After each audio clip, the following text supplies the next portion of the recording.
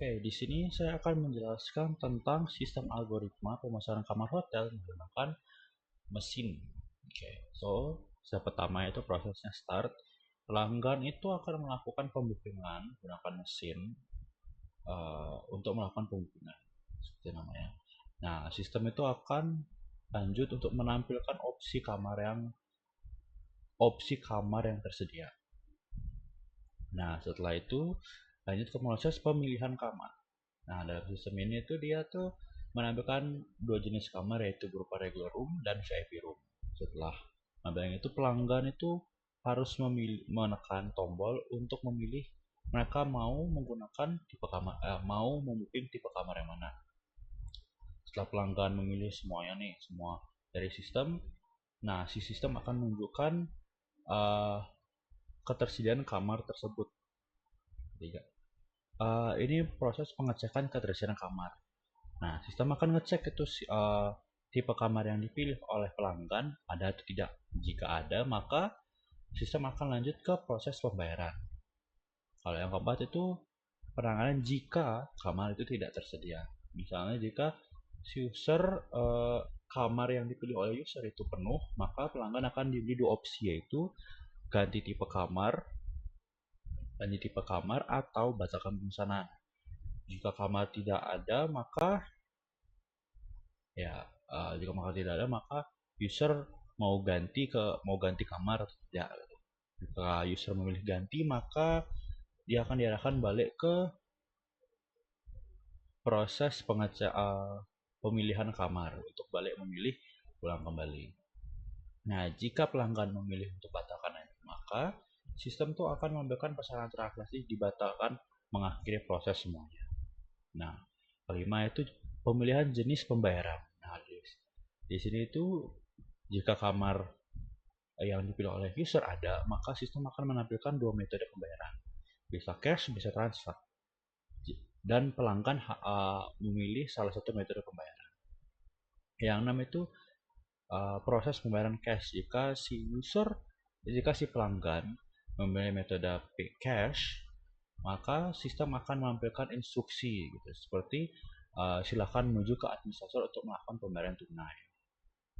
Pelanggan itu ya otomatis pelanggan harus menuju ke administrator hotel untuk melakukan transaksi tersebut. Nah, dan administrator hotel akan membantu pelanggan untuk mengisi data diri seperti ya nama lengkap, nomor telepon, dan email.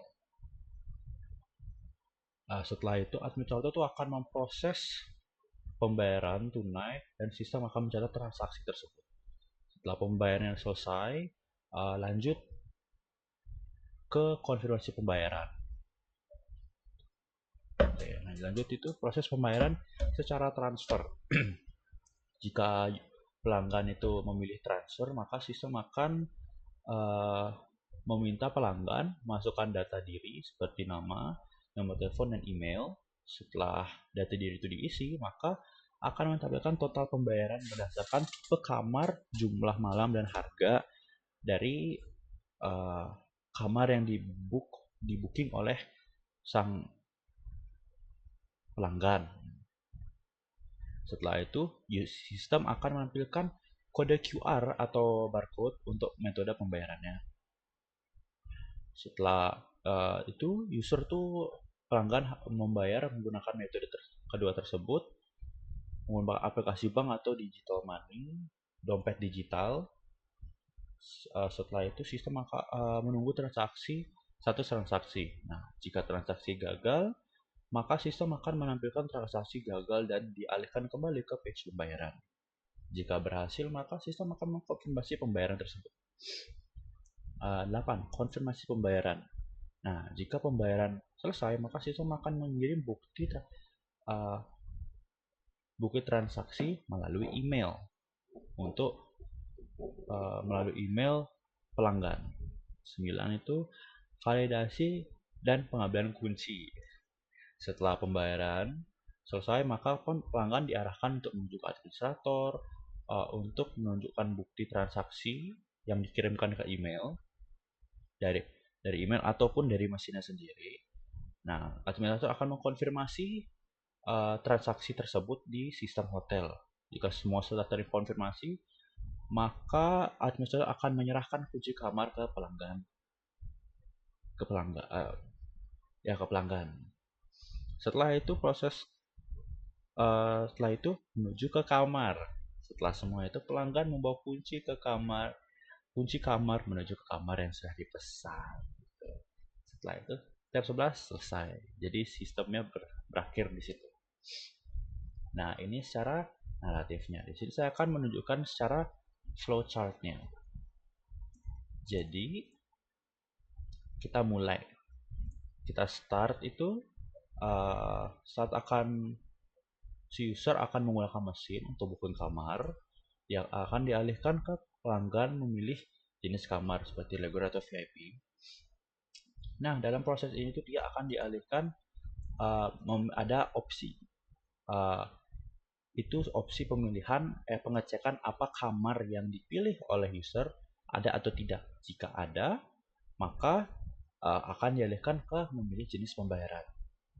Jika tidak, maka akan diberitahu bahwa kamar tersebut sudah penuh, akan memberitahu bahwa kamar tersebut penuh dan akan dialihkan setelah notifikasi itu akan dialihkan ke opsi untuk user untuk pelanggan apakah dia mau pindah dari kamar itu menjadi yang lagi satunya atau tidak.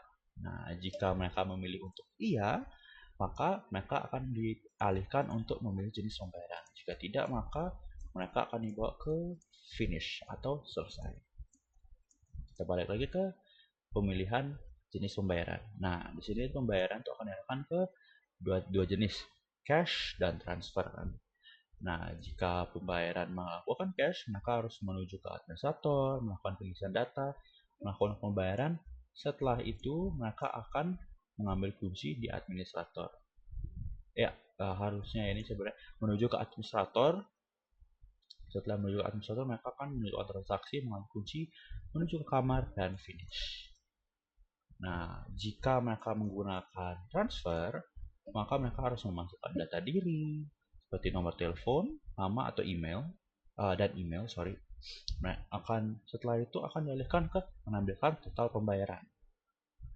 Nah, setelah penampilan total pembayaran itu akan dialihkan ke penampilan scan barcode.